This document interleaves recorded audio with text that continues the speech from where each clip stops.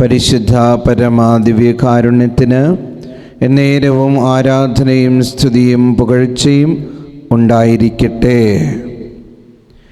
ഇന്ന് ഈശോയുടെ ആഗ്രഹം പോലെ, ഈശോ ആഗ്രഹിക്കുന്നത് പോലെ ജീവിക്കാനുള്ള കൃപയ്ക്ക് വേണ്ടി നമുക്ക് ആഗ്രഹിക്കാം, അതിനുവേണ്ടി പ്രാർത്ഥിക്കാം. നമ്മുടെ ഈശോ എങ്ങനെയായിരുന്നു? പിതാവായ ദൈവം ആഗ്രഹിക്കുന്നത് പോലെയാണ് ഈ ഭൂമിയിൽ ജീവിച്ചിരുന്നത്. പാവങ്ങളെയും തകർന്നവരെയും സമൂഹം മാറ്റി നിർത്തിയവരെയൊക്കെ പിതാവിൻ്റെ സ്നേഹം കാണിച്ചു കൊടുത്തു. ദൈവത്തിൻ്റെ സ്നേഹം പകർന്നു നൽകുമായിരുന്നു ദൈവം തന്നെയായ ഈശോ.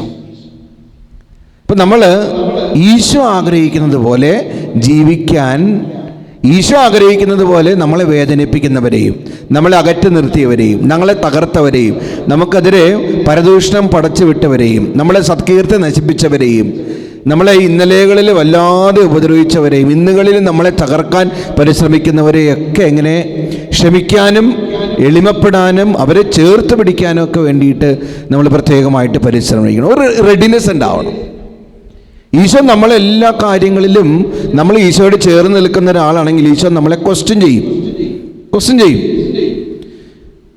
ഇപ്പം നമ്മൾ ആരെങ്കിലും കുത്തുവാക്കുകൾ പറഞ്ഞ് ഈശോ നമ്മളോട് ചോദിക്കും പ്രാർത്ഥനയിൽ, മോനെ അതങ്ങനെ ചെയ്യരുതായിരുന്നു, മോളെ അങ്ങനെ ചെയ്യരുതായിരുന്നു. നമുക്ക് ആരോടെങ്കിലും വെറുപ്പുണ്ടെങ്കിൽ ഈശോ പ്രാർത്ഥനയുടെ സമയത്ത് നമ്മോട് ഹൃദയത്തിൽ പറയും, മോനെ അങ്ങനെ വെറുപ്പ് പാടില്ല. ഈശോ ചോദ്യം ചോദിക്കുമെന്നേ. പലരും എന്നോട് പറഞ്ഞിട്ടുണ്ട്, അച്ഛാ ഈശോ പറഞ്ഞിട്ടില്ലേ ക്ഷമിക്കാൻ, ഈശോ പറഞ്ഞിട്ടില്ലേ പൊറുക്കാൻ, ഈശോ പറഞ്ഞിട്ടില്ലേ കൊലപാതകം ചെയ്യരുത്, ഈശോ പറഞ്ഞിട്ടില്ലേ ഭ്രൂണഹത്യ ചെയ്യരുത്, ഈശോ പറഞ്ഞിട്ടില്ലേ വിചാരിക്കുന്നത്.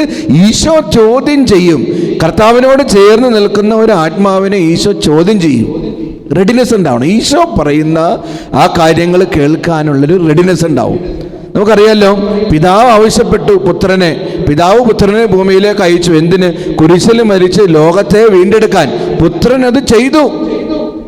ഒലിവമലയിൽ ഗെത്സമനയിൽ പ്രാർത്ഥിക്കുമ്പോൾ ലൂക്ക 22:42, പിതാവേ അങ്ങേക്ക് ഇഷ്ടമെങ്കിൽ ഈ പാനപാത്രം എന്നിൽ നിന്ന് അകറ്റണമേ, എങ്കിലും എൻ്റെ ഹിതമല്ല അങ്ങയുടെ ഹിതം നിറവേറട്ടെ. കണ്ടോ ആ റെഡിനെസ്? കണ്ടോ? ഞാൻ തയ്യാറാ, അങ്ങയുടെ ഹിതം എന്താ അതുപോലെ എൻ്റെ ജീവിതത്തിൽ നടക്കട്ടെ.